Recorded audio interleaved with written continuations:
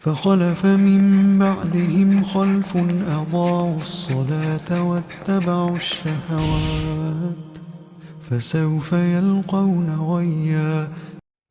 Vous êtes musulman et vous êtes atteint par la dépression, regardez cette vidéo. الاكتئاب أخي الكريم ليس له علاقة بالبعد أو القرب من الله عز وجل. ليس له علاقة بأن كونك متدين أو غير متدين. Il dit que le fait d'être atteint par la dépression, ça n'a rien à voir avec le fait d'être proche d'Allah ou non, et ça n'a rien à voir avec le fait d'être un musulman pratiquant ou non. Car la dépression est une maladie, et une maladie, ça touche tout le monde. Celui qui est proche d'Allah et celui qui n'est pas proche d'Allah, celui qui est pratiquant et celui qui n'est pas pratiquant, celui qui est croyant et celui qui n'est pas croyant. Une dépression, ça touche tout le monde. Écoutez la suite. الجانب الروحي أو الجانب الديني عند الإنسان يعجل عملية الشفاء، لكنه لا يمنع الإنسان من الإصابة بأي اضطراب نفسي ممكن أن يكون سواء اكتئاب أو غيره. Puis il dit que le côté spirituel, c'est-à-dire le fait d'être croyant et le fait d'être pratiquant, cela accélère la guérison de celui qui est dans la dépression. Mais cela ne l'empêche pas de tomber dans la dépression parce que le croyant, il est tout le temps positif. Celui qui est croyant et qui est pratiquant, il sait qu'un croyant, il doit être tout le temps positif et il ne doit jamais être négatif. Et quand tu es tout le temps positif et que tu tombes dans la dépression, tu sors plus rapidement de la dépression parce que la bonne pensée amène la bonne pensée et la bonne pensée vient chasser la dépression. Alors que quelqu'un qui n'est pas croyant et qui n'est pas pratiquant, lui, il ne se dit pas qu'il est obligé d'être positif tout le temps, donc il est continuellement négatif, négatif, négatif, et ça fait que quand il tombe dans la dépression, il va avoir que des mauvaises pensées et ça va l'empêcher de sortir de sa dépression. Écoutons la suite.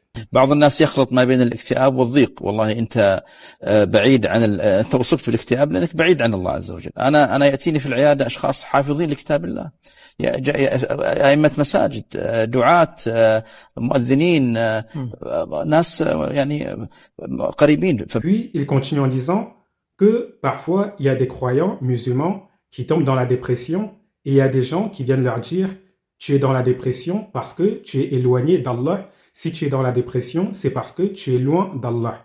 Et il dit que ces gens-là ont tort de dire ça, car le fait d'être dépressif, ça n'a rien à voir avec le fait d'être loin d'Allah, étant donné que dans sa clinique, il y a des gens, des savants, des grands imams qui viennent parce qu'ils sont dépressifs.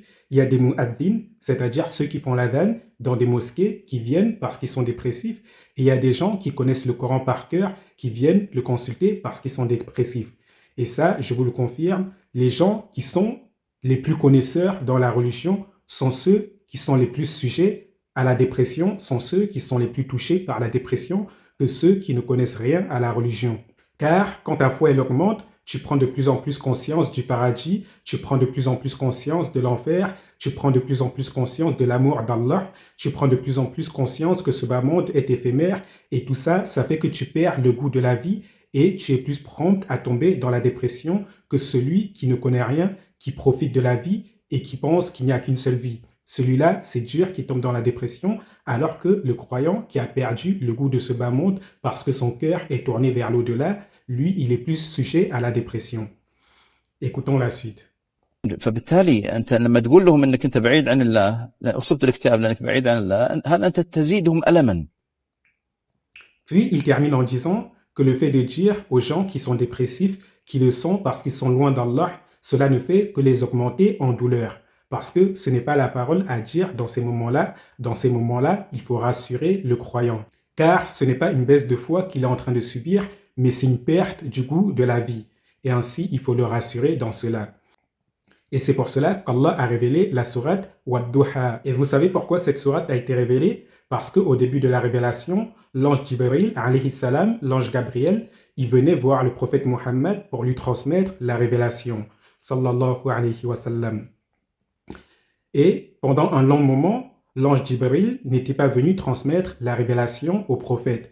Et le prophète a commencé à s'inquiéter et il est devenu dépressif car il pensait qu'Allah l'avait abandonné et qu'Allah le détestait et qu'Allah l'avait oublié.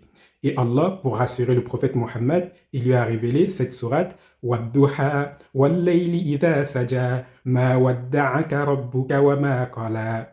C'est-à-dire, ton Seigneur ne t'a ni détesté ni oublié.